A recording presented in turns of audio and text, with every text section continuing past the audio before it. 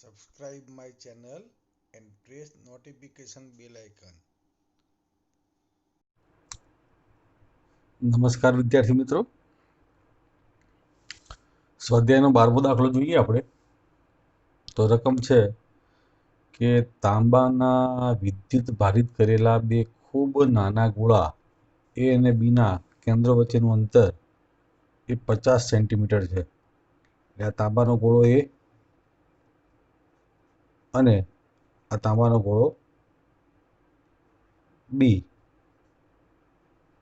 બંનેના કેન્દ્ર વચ્ચેનું અંતર 50 સેન્ટીમીટર છે.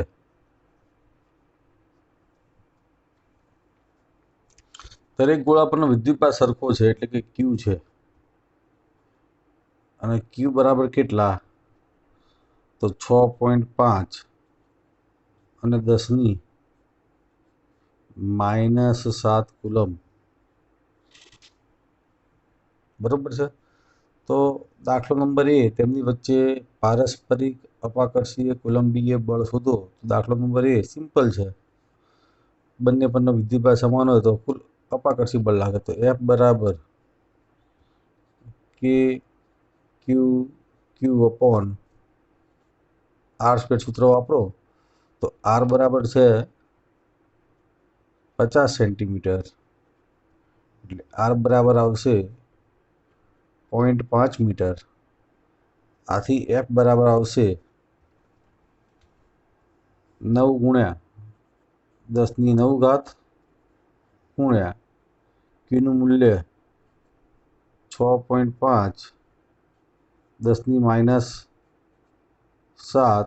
આખાનો વર્ગ અને છેદમાં 0.5નો વર્ગ.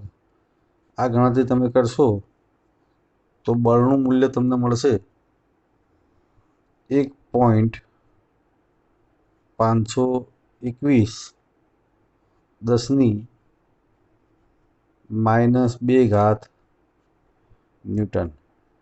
બરોબર છે. તો આ થઈ ગયો પહેલો દાખલો, દાખલો નંબર એ. હવે દાખલા નંબર બી જોઈએ તો શું કહે છે કે વિદ્યુતભારનું મૂલ્ય શું કરવાનું છે?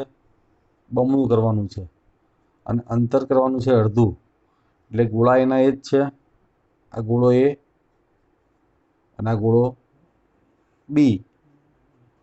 વિદ્યુતભારનું મૂલ્ય કરવાનું છે બંને પરનું બમણું, એટલે કે 2Q અને અંતર કરવાનું છે અડધું R/2. તો નવા બળ જે છે એ નવા બળને આપણે કહીએ F ડેશ. બરાબર સૂત્ર શું આવશે? તો K 2Q ગુણ્યા 2Q અપોન R/2નો સ્ક્વેર, એટલે શું આવશે? R²/4. આથી નવું બળ F ડેશ આવશે. તો 4 ઉપર જાય, અરે 2 દુ 4, એટલે 4 ચોક કેટલા થઈ જાય? 16 થઈ જાય. અને અહીંયા થઈ જાય KQ² અપોન R². હવે KQ² અપોન R² નું મૂલ્ય આપણે આ શોધી દીધું. આથી F ડેશ બરાબર 16 ગણું બળ થાય. 16 ગુણ્યા 1.521 10⁻² ન્યૂટન. આથી નવું બળ F ડેશ થાય. કેલ્ક્યુલેટરથી તમે ગણજો તો 0.2434 ન્યૂટન. બરોબર ને? તો આ થઈ ગયો સ્વાધ્યાયનો 12મો દાખલો. હવે આપણે સ્વાધ્યાયનો 13મો દાખલો જોવાનો છે. આ દાખલો થોડો કોમ્પ્લિકેટેડ છે, એ ધ્યાન રાખજો. બરોબર, જોઈએ. કેપિટલ A અને કેપિટલ B ગોળાઓની ત્રિજ્યાઓ સમાન છે, એટલે કે સમાન ગોળા છે. એટલી સાઈઝના ગોળા Cનો પહેલા ગોળા A સાથે સંપર્ક કરીએ, બરોબર, અને A થી છૂટો પડ્યા બાદ એનો સંપર્ક B સાથે કરાવીએ અને B થી પણ છૂટો પાડીએ. હવે A અને B ને પ્રારંભિક અંતરે રાખી તેમનું 9 કુલમ્બી બળ કેટલું થશે? તો આ દાખલામાં તમે જે આગળનો સ્વાધ્યાયનો 12મો દાખલો ગણ્યા, વિદ્યુતભાર એના એ જ લેવાના છે, એટલે કે QA અને QB ના વિદ્યુતભાર એ આગળના દાખલામાં જ લેવાના છે, બરોબર છે? પરીક્ષામાં પણ આપી દેવામાં આવશે. તો એ છે 6.5 અને 10⁻⁷ કુલમ. દાખલો આગળ વધારીએ તો આ થયો તમારો ગોળો નંબર A, બરોબર છે? તો ગોળા નંબર A પરનો વિદ્યુતભાર કેટલો છે? Q છે. આ ગોળા એને તમે એના જેવા જ ગોળા C જોડે સંપર્કમાં લાવો અને ત્યારબાદ એને છૂટો પાડ દો, તો ગોળા એનો વિદ્યુતભાર થઈ જશે Q/2, બરોબર છે? અને ગોળા C નો વિદ્યુતભાર પણ કેટલો થઈ જશે? Q/2. આ બંનેના વિદ્યુતભાર સરખા છે. ઓકે, તો આ પહેલી વાક્ય થઈ ગયું કે એટલી જ સાઈઝના ગોળા C ને પહેલા A સાથે સંપર્કમાં લાવીને A થી છૂટો પાડ્યો, તો ગોળા C નો વિદ્યુતભાર હવે થઈ ગયો Q/2. હવે શું કરવાનું છે? આ છૂટો પાડ્યા બાદ B સાથે સંપર્કમાં લાવવાનો છે. એટલે હવે આ ગોળો B, તો ગોળા B નો વિદ્યુતભાર તો કેટલો હતો? Q હતો જ. અને આ ગોળા B સાથે તમારે ગોળા C ને સંપર્ક કરાવવાનો છે. તો ગોળા B નો વિદ્યુતભાર Q છે અને ગોળા C નો વિદ્યુતભાર કેટલો છે? Q/2 છે. હવે ખાસ ધ્યાન રાખજો કે બંને વિદ્યુતભારો કેવા છે? બંને ગોળાઓ સમાન છે, એટલે વિદ્યુતભાર સરખું વહેંચાય. તો આ કિસ્સામાં વિદ્યુતભાર બંને પરનો કેટલો વહેંચાય? તો Q + Q/2 અને ભાગ્યા 2 આટલો વિદ્યુતભાર વહેંચાય. એટલે કેટલો થાય અહીંયા?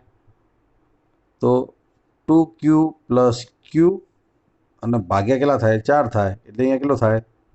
3/4Q થાય.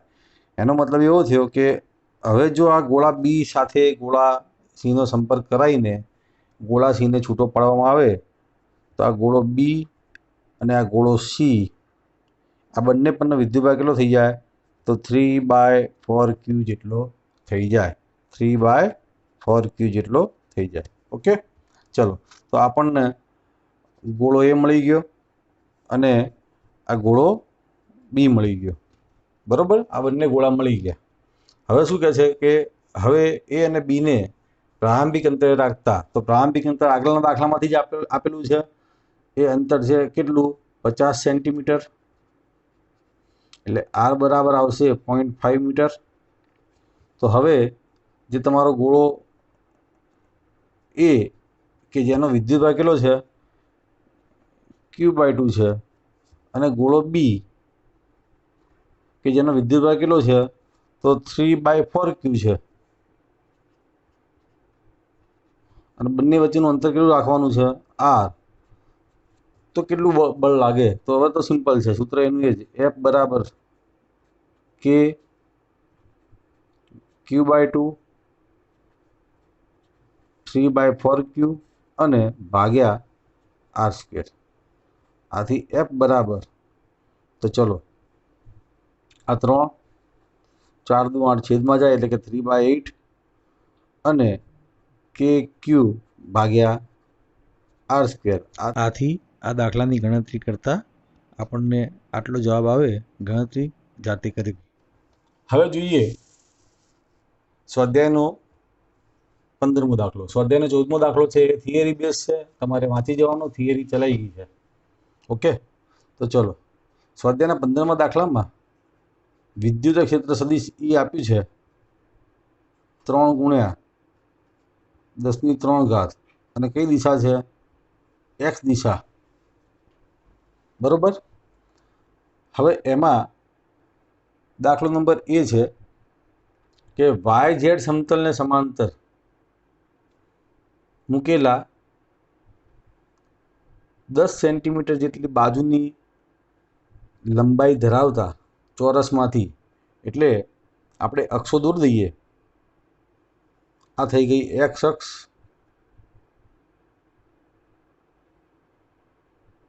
આ વાય અક્ષ અને આ ઝેડ અક્ષ. તો વાય ઝેડ સમતલ આ રહ્યું. તો આ જે સમતલ છે એની બાજુની લંબાઈ કેટલી આપી છે? 10 સેન્ટીમીટર આપી છે. 10 સેન્ટીમીટર. તમારું વિદ્યુત ક્ષેત્ર કઈ દિશામાં જાય છે? તો તમારું વિદ્યુત ક્ષેત્ર એ એક્સ દિશામાં જાય છે, એટલે કે વિદ્યુત ક્ષેત્રની દિશા એ એક્સ દિશામાં. અને સમતલનો જે સદિશ છે એ સમતલનો સદિશ પણ સમતલને કેવો હશે? લંબ હશે. આ સમતલ છે અને એનો સદિશ સમતલને લંબ હશે, એટલે આ કિસ્સામાં થીટા બરાબર કેટલો આવશે? 0 આવશે. ધેરફોર ફ્લક્સ શોધવાનું છે, તો ફ્લક્સનું સૂત્ર ફાઈ બરાબર એ ડોટ ઈ. આથી ફ્લક્સ ફાઈ બરાબર એ ઈ કોસ થીટા. આથી ફ્લક્સ ફાઈ બરાબર, ચલો એની કિંમત કેટલી? તો એની કિંમત કેટલી થાય? તો 10 સેન્ટીમીટર બાજુ અને 10 સેન્ટીમીટર બાજુની લંબાઈઓ છે.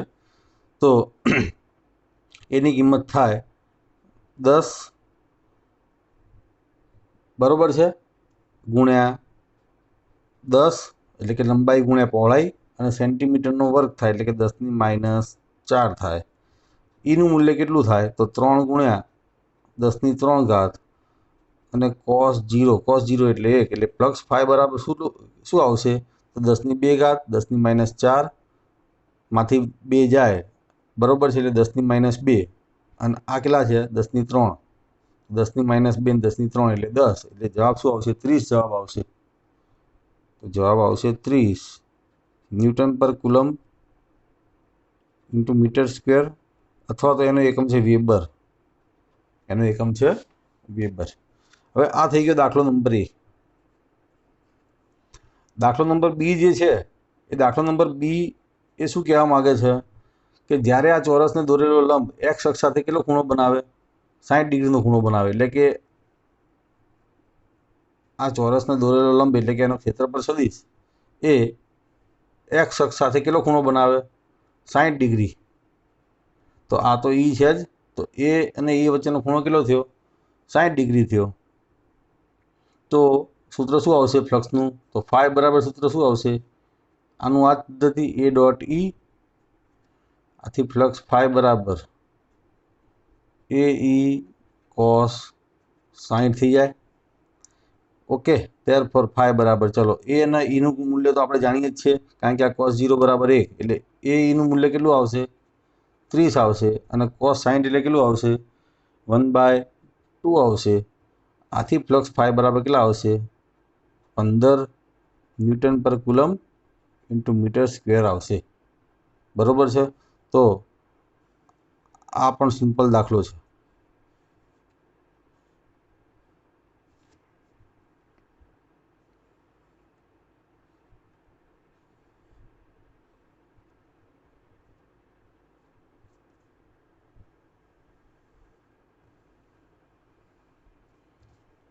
ઓકે, હવે સ્વાધ્યાયનો 16મો દાખલો જોઈએ. તો સ્વાધ્યાયના 16મા દાખલામાં પણ આના જેવી જ રીત છે કે સદિશ ઈ બરાબર કેટલા? તો છે 3 ગુણ્યા 10⁻³ આઈ કેરેટ ન્યૂટન પર કુલમ. આટલા વિદ્યુત ક્ષેત્રમાં 20 સેન્ટીમીટર જેટલી લંબાઈ ધરાવતા ઘન છે. બરોબર છે ને? એટલે ઘન હોય તો એના ક્ષેત્રફળના આપણે એ કહીએ તો એ બરાબર કેટલા આવશે? L² આવશે. તો L² એટલે કેટલા? તો આ છે 0.2 અને 0.2, તો શું આવશે? L² બરાબર 0.2નો વર્ગ. 20 સેન્ટીમીટર એટલે કે 0.2, તો 0.2નો વર્ગ એટલે કેટલા આવશે? 2નો વર્ગ 4/100, એટલે 4⁻2 આવશે મીટર સ્ક્વેર. તો ક્ષેત્રફળનું મૂલ્ય આપણને મળી ગયું. બરોબર છે. આના ઘનને તેના પૃષ્ઠો યામ સમતલોને સમાંતર રહે તે રીતે મૂકવામાં આવે છે તો તેની સાથે સંકળાતું વિદ્યુત ફ્લક્સ શોધો. શું કહેવા માગે છે? તો સિમ્પલ છે કે આ જે તમારો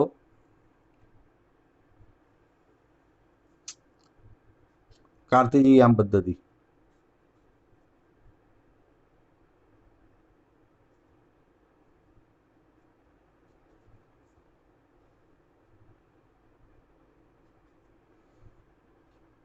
એક્સ, વાય અને ઝેડ, અને તમારે અહીંયા ઘન બનાવવાનો છે.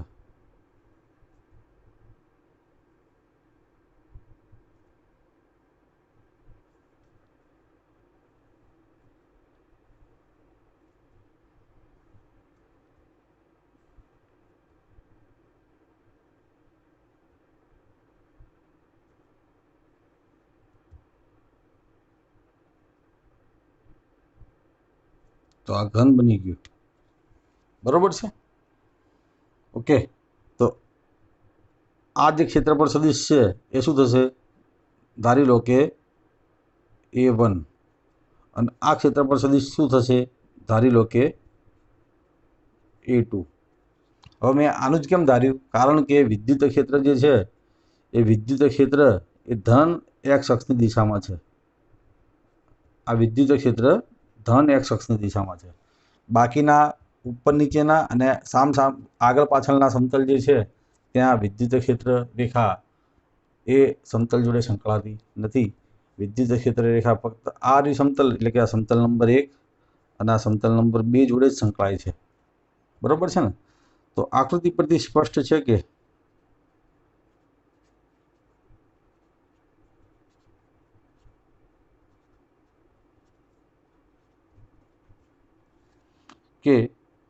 સદિશ ઈ એ સમતલ 1 અને સમતલ 2 સાથે જ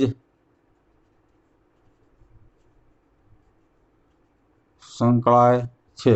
સમતલ 1નો જે ક્ષેત્રફળ સદિશ છે એ ઈની દિશામાં છે, એટલે અહીંયા જે θ1 આવશે એ શું આવશે? 0 આવશે. જ્યારે સમતલ 2 માટે જે ક્ષેત્રફળ સદિશ છે એ ઈની વિરુદ્ધ દિશામાં છે, એટલે એ θ2 બરાબર કેટલો આવશે? 180 ડિગ્રી આવશે. 180 ડિગ્રી આવશે. તો નંબર 1, ચલો ફ્લક્સ φ1, તો φ1 બરાબર કેટલા આવશે? A1 dot E1. આથી ફ્લક્સ φ1 બરાબર કેટલા આવશે? ચલો A1 કેટલા? A1 ગુણ્યા E1 અને ગુણ્યા cos θ1. આથી ફ્લક્સ φ1 કેટલા આવશે? તો ચલો A1 કેટલા? તો A1 નું મૂલ્ય આપી દીધું છે 4 ગુણ્યા 10⁻² ગુણ્યા E1 નું મૂલ્ય આપ્યું છે E1 ની જગ્યાએ શું આવશે? E જ આવશે. E1 ની જગ્યાએ E જ આવશે. 3 ગુણ્યા 10⁻³ આથી ફ્લક્સ φ1 બરાબર કેટલા આવશે? તો 4 તરી 12 ગુણ્યા 10 એટલે કે 120 આવશે newton per coulomb into metre square. આ જ રીતે નંબર 2 જોઈએ કે ફ્લક્સ φ2,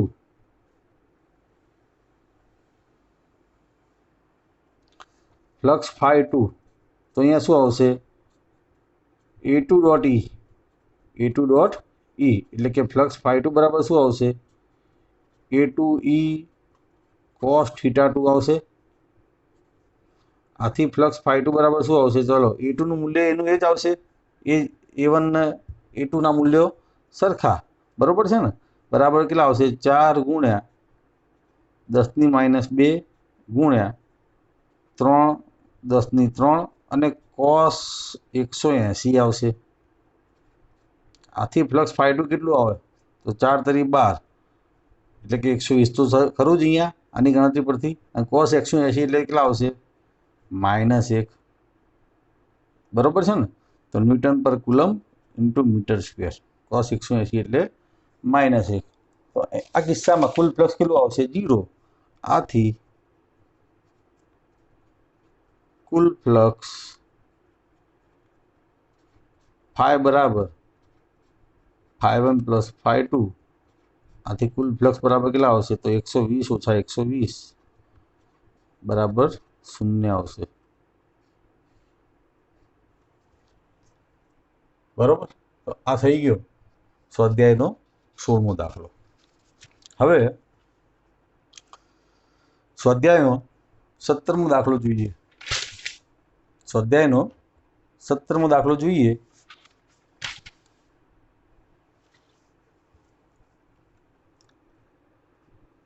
कि एक बंद बॉक्स में फ्लक्स फाइ बराबर 8 गुण्या 10⁻³ न्यूटन पर कूलम मीटर स्क्वेर जेटलू बहार आवे छे। बहार आवे छे एटले धन हशे। बराबर ने। तो दाखलो नंबर ए, आ बॉक्स वडे घेरातो विद्युतभार केटलो थाय? तो सिंपल दाखलो छे कि फाइ बराबर सूत्र आपणे जाणीए छीए केटलो थाय Q अपॉन एप्सिलॉन 0 એટલે Q बराबर કેટલા આવશે? 5 ગુણ્યા એપ્સિલોન 0 એટલે Q બરાબર, ચલો ફાઈની કિંમત કેટલી? તો 8 ગુણ્યા 10⁻³ અને એપ્સિલોન 0 એટલે કેટલા આવશે? 8.85 અને 10⁻12 એટલે કે Q બરાબર કેટલા આવશે? તો ગણતરી કેલ્ક્યુલેટરથી કરજો તો 7.08 અને 10⁻⁻8 કુલમ આટલો વિદ્યુતભાર બોક્સ વડે ઘેરાય। હવે દાખલો નંબર બી જોઈએ। દાખલા નંબર બીમાં શું કહે છે? આ કન્સેપ્ટ છે કે જો આ બોક્સ વડે સંકળાતું કુલ ફ્લક્સ શૂન્ય હોય તો એવું કહી શકાય કે આ બોક્સમાં કોઈ વિદ્યુતભાર નથી? ના, એવું ના કહી શકાય। ઉદાહરણ આપું છું કે ધારો કે આ બોક્સ છે, બરોબર છે? આ બોક્સમાં કોઈ વિદ્યુતભાર નથી તો આ કિસ્સામાં ફાઈ બરાબર 0। પરંતુ હું બીજું બોક્સ લઉં કે જેમાં વિદ્યુતભાર છે પણ સરખા મૂલ્યના અને વિરુદ્ધ વિદ્યુતભારો છે, એટલે કે -Q અને +Q છે માની લો, તો પણ આ કિસ્સામાં પણ ફ્લક્સ ફાઈ બરાબર શું આવશે? 0 જ આવશે। બરોબર છે ને? આમ અહીં જો ફ્લક્સ ફાઈ બરાબર 0 હોય તો એવું ન કહી શકાય કે બોક્સમાં કોઈ જ વિદ્યુતભાર નથી। બરોબર છે? બોક્સમાં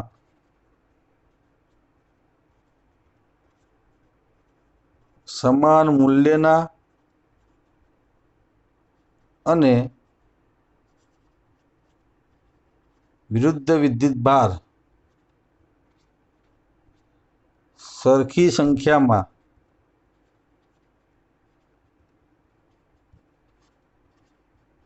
હોઈ શકે। એટલે કે અહીંયા ધારો કે -4Q હોય તો અહીંયા +4Q હોય તો પણ ફ્લક્સ 0 થાય।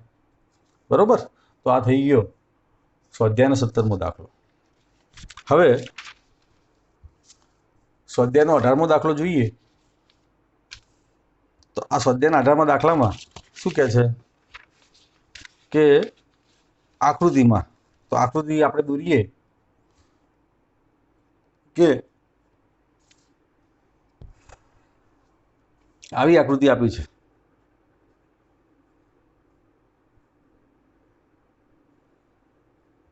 આ 5 સેન્ટીમીટર આપ્યા છે અને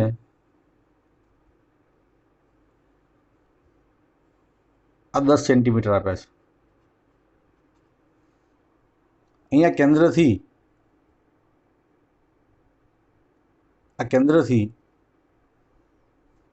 5 સેન્ટીમીટર અંતરે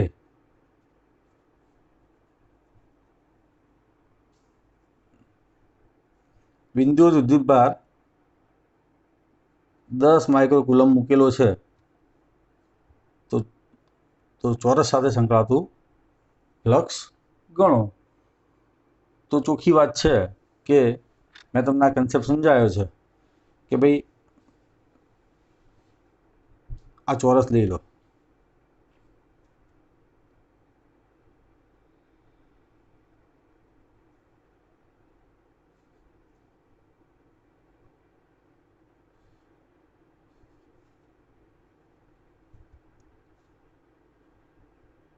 બરોબર છે? હવે એમાંનો આ ભાગ જ છે આ રહ્યો, અને આ અંતર છે 5 સેન્ટીમીટર અને વિદ્યુતભાર મૂક્યો છે 10 માઇક્રોકુલમ. આ વિદ્યુતભાર ક્યુ મૂક્યો છે 10 માઇક્રોકુલમ. તો અહીંયા કેટલાનો ભાગ સંકળાશે? ફક્ત ફ્લક્સનો છઠ્ઠો ભાગ જ સંકળાશે, કારણ કે કુલ 6 બાજુ છે. તો આથી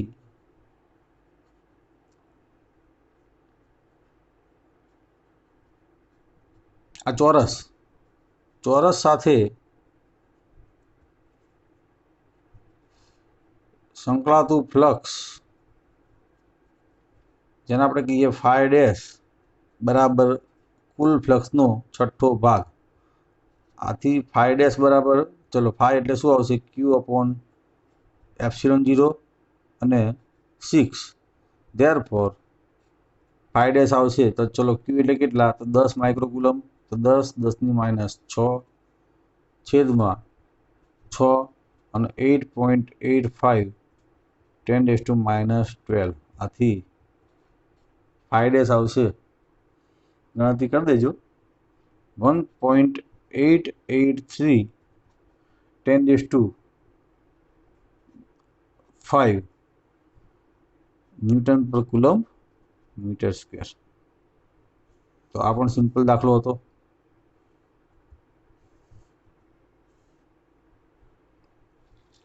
બરોબર. હવે સ્વાધ્યાયનો 19મો દાખલો જોઈએ. તો સ્વાધ્યાયના 19મા દાખલામાં પણ આ રીતે જ છે કે 9 સેન્ટીમીટર, આ 9 સેન્ટીમીટર બાજુની લંબાઈ, એટલે કે લંબાઈ આપી છે 9 સેન્ટીમીટર. બાજુની લંબાઈ ધરાવતા ઘન આકારના ગાઉસિયન પૃષ્ઠમાંથી પસાર થતું વિદ્યુત ફ્લક્સ શોધો. તેના મધ્ય કેન્દ્ર પર વિદ્યુતભાર મૂકે છે ક્યુ બરાબર 2 માઇક્રોકુલમ. બરોબર છે? ક્યુ બરાબર 2 માઇક્રોકુલમ જેટલો બિંદુવત વિદ્યુતભાર આપેલો છે. ધેરફોર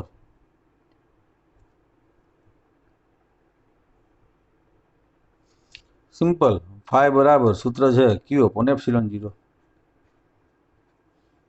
ધેરફોર ફાઈ બરાબર, ચલો ક્યુ એટલે કેટલા? તો 2 માઇક્રોકુલમ અને છેદમાં 8.85 10⁻12.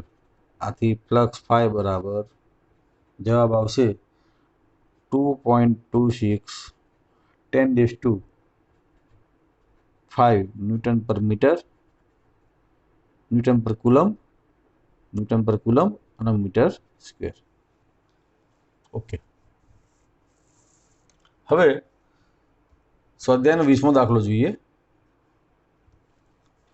તો સ્વાધ્યાયનો 20મો દાખલો પણ સહેલો છે કે કેન્દ્ર પર રહેલા એક બિંદુવત વિદ્યુતભારને કારણે તેને ઘેરી લેતા 10 સેન્ટીમીટર ત્રિજ્યાના ગોળાકાર બંધ પૃષ્ઠ સાથે ફ્લક્સ આપી દીધું છે. ફાઈ બરાબર કેટલા? તો -1 10⁻³ એટલે કે ઋણ વિદ્યુતભાર ઘેરાયેલો હશે અહીંયા, કારણ કે ઋણ ફ્લક્સ છે. તો newton per coulomb metre square.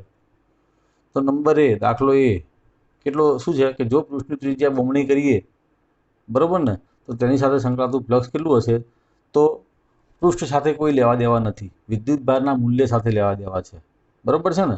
આ કિસ્સામાં આ વિદ્યુતભારનું મૂલ્ય આનું આ રાખીને આ પૃષ્ઠ હોય તો એની જે ક્ષેત્ર રેખાઓ બહાર જતી હશે એ ક્ષેત્ર રેખાઓની સંખ્યામાં કોઈ ફેરફાર થશે નહીં. એની જગ્યાએ હું આ પૃષ્ઠને જો મોટું બનાવી દઉં, બમણું, તો પણ વિદ્યુત ક્ષેત્ર રેખાઓની સંખ્યામાં કોઈ જ ફેરફાર થશે નહીં. વિદ્યુત ક્ષેત્ર રેખાની સંખ્યા જે હતી એ જ હશે. બરોબર છે ને? તો અહીં ત્રિજ્યા બમણી કરતા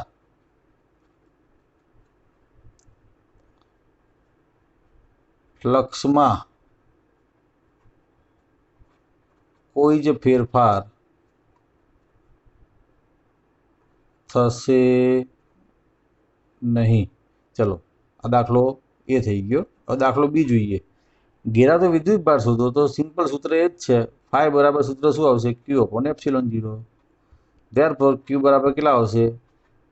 ફાઈ એપ્સિલોન 0 ધેરફોર ક્યુ બરાબર ચલો ફાઈ એટલે કેટલા -1 10⁻³ અને ગુણ્યા 8.85 10⁻12 આથી ક્યુનું મૂલ્ય કેટલું આવશે તો -8.85 10⁻⁹ કુલમ આટલો વિદ્યુતભાર ઘેરાયેલો હશે. બરોબર. ઓકે, હવે સ્વાધ્યાયનો 21મો દાખલો જોઈએ કે 10 સેન્ટીમીટર ત્રિજ્યાવાળા વાહક ગોળાથી આ વાહક ગોળાની ત્રિજ્યા છે 10 સેન્ટીમીટર અને એના કેન્દ્રથી 20 સેન્ટીમીટર અંતરે 10⁵ ન્યૂટન પર કુલમ જેટલું વિદ્યુત ક્ષેત્ર ત્રિજ્યાવર્તી રીતે અંદર તરફ મળે છે. તો આ એટલે કે અંદર તરફ મળતું હોય એટલે વિદ્યુતભાર કેવો હશે ઋણ હશે, બહાર તરફનું હોય તો વિદ્યુતભાર ધન હશે. તો આ ગોળાની સપાટી પરનો વિદ્યુતભાર શોધો. તો અહીં પહેલા તો વિચાર લઈએ, આ બિંદુ આગળ વિદ્યુત ક્ષેત્ર શોધવું હોય તો સમગ્ર વિદ્યુતભાર કેટલો થાય ક્યુ જેટલો જ થાય. બરોબર છે. ત્યારબાદ અહીં સૂત્ર E બરાબર કેટલું આવશે તો કે Q/r². આથી Q બરાબર સૂત્ર શું આવશે તો ER²/K કિંમત મૂકીને ગણવાનું છે. ત્યારબાદ Q બરાબર ચલો E એટલે કેટલા અંદર તરફ મળે છે એટલે વિદ્યુત ક્ષેત્ર કેવું આવશે ઋણ આવશે. બરોબર છે ને, એટલે શું આવશે -1.5 10⁵ અને r². તો r માટે અંતર લેવાનું છે 20 સેન્ટીમીટર અંતર. 20 સેન્ટીમીટર એટલે કે 0.2² અને છેદમાં 9 × 10⁹. ત્યારબાદ ક્યુનું મૂલ્ય આવશે -6.667 અને 10⁻⁹ કુલમ.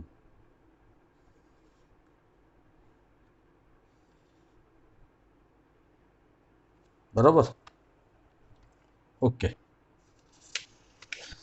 હવે સ્વાધ્યાયનો 22મો દાખલો જોઈએ. આ સ્વાધ્યાયનો 20મો દાખલો, પછી 21મો દાખલો. હવે 22મો દાખલો જોઈએ. તો 22મા દાખલામાં શું કહે છે કે 2.4 મીટર જેટલો વ્યાસ ધરાવતા એક વાહક ગોળાની સપાટી પરની વિદ્યુતભારની પૃષ્ઠ ઘનતા સિગ્મા આપી છે 80 માઇક્રોકુલમ્બ/મીટર². તો દાખલો નંબર એ સપાટી પરનો કુલ વિદ્યુતભાર શોધો. ચલો ત્રિજ્યા આપી છે કેટલી 2.4 મીટરની આપી છે. તો સૂત્ર શું થાય, આ ગોળો છે બરોબર ને, અને એની ત્રિજ્યા છે અને અહીંયા વિદ્યુતભાર રહેલો છે Q. તો સિગ્મા બરાબર સૂત્ર શું આવશે તો Q/A. આથી Q બરાબર સૂત્ર શું આવશે સિગ્મા × A. આથી Q બરાબર સૂત્ર શું આવશે સિગ્મા અને A એટલે કેટલા આવશે 4πr².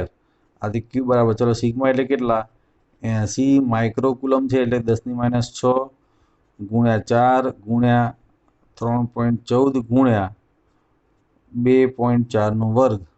ધેરફોર તમે ગણતરી કરશો તો ક્યુનું મૂલ્ય તમને આવશે 1.447 10⁻³ કુલમ. બરોબર છે. એ જ રીતે દાખલો બી જોઈએ. તો દાખલા બી માટે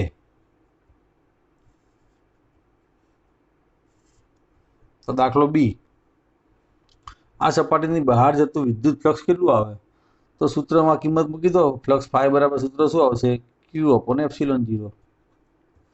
આથી ફ્લક્સ ફાઈ બરાબર ચલો ક્યુનું મૂલ્ય કેટલું શોધ્યું 1.447 10⁻³ અને ભાગ્યા 8.85 10⁻12.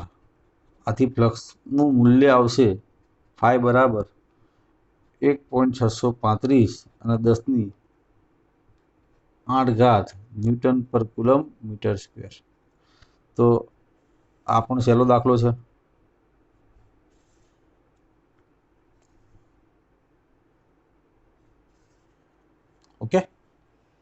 હવે સ્વાધ્યાયનો 23મો દાખલો. સ્વાધ્યાયના 23મા દાખલામાં વિદ્યુતભારનું નિયમિત વિતરણ ધરાવતી અનંત લંબાઈવાળી વિદ્યુત ભાર રેખાથી, બરોબર ને, કેટલા અંતરે? r બરાબર 2 સેન્ટીમીટર અંતરે, અને એ લંબ અંતર છે.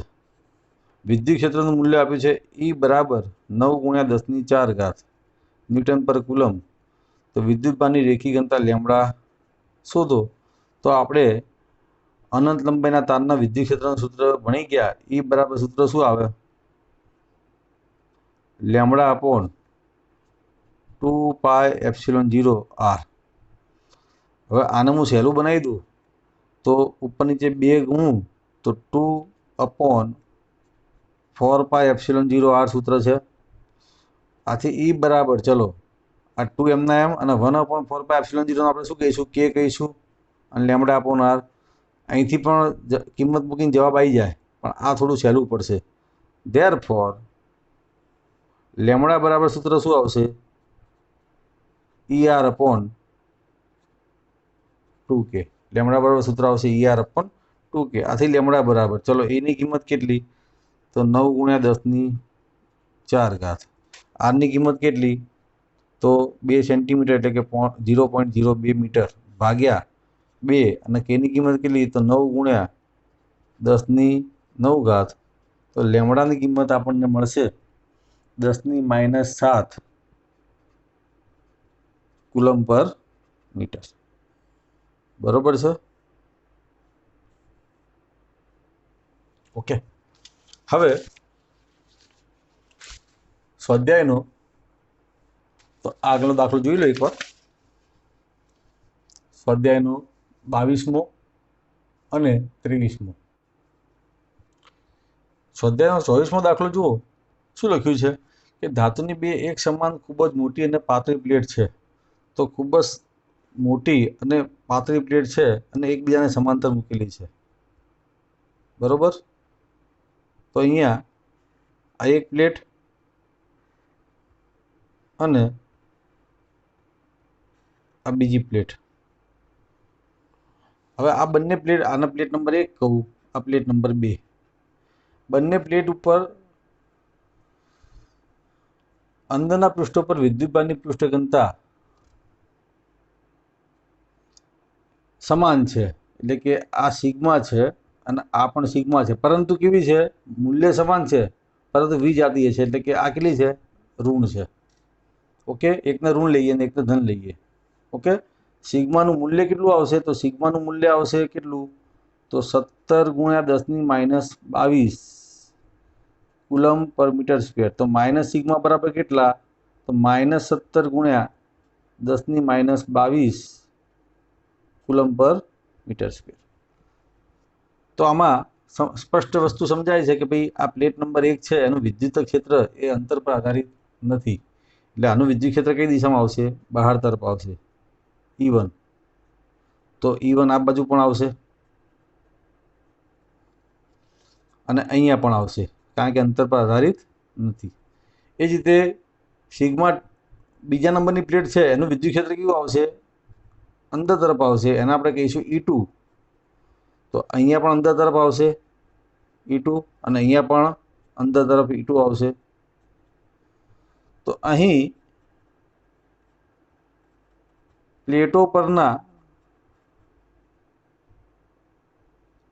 વિદ્યુત ભારના કારણે E1 અને E2 ના મૂલ્યો કેવા હશે? સમાન હશે, કારણ કે સિગ્મા સમાન છે, પરંતુ દિશા કેવી હશે? વિરુદ્ધ હોય. તો ચલો નંબર A, દાખલો નંબર A જોઈએ કે પ્લેટ 1ની બહારના વિસ્તારમાં, એટલે કે આ દાખલો નંબર A પ્લેટ 1ની બહારના વિસ્તારમાં. તો અહીં બહારના વિસ્તારમાં વિદ્યુત ક્ષેત્ર E બરાબર શું આવશે? E1 + E2 બરાબર આવશે 0. બરોબર ને? કારણ કે E1 બરાબર -E2. એ જ રીતે નંબર બી, પ્લેટ બેની બહારના વિસ્તારમાં, એટલે કે અહીંયા નંબર બી, તો પ્લેટ, અહીંયા પ્લેટ 1, પ્લેટ બેની બહારના વિસ્તારમાં